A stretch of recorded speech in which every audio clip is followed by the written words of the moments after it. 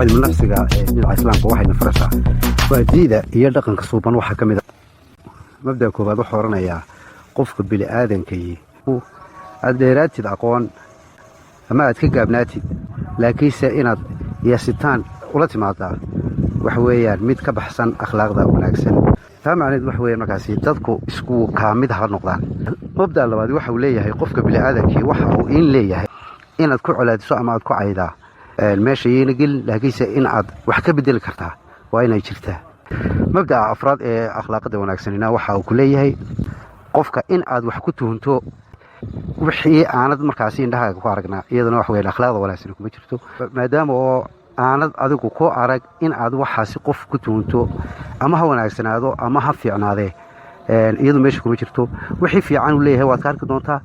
wixii xumaan ee uu leeyahayna waad ka arki doontaa dadka bili aadanka inkastoo ay nool yihiin iyo deegaan kastoo ay ku nool yihiin qaladaad ayaa ka dhaca qofka bili aadanka ka dhaca adiga ayuu ka dhici karaa adiga lagu sameyn karaa marka inaad yeelato dulqaad iyo inaad cafis labadaasi qodob oo iska saaran ayaa waxa uu yiraahdaa cilmi nafsigu waxay ka mid tahay akhlaaqda wanaagsan waana mabda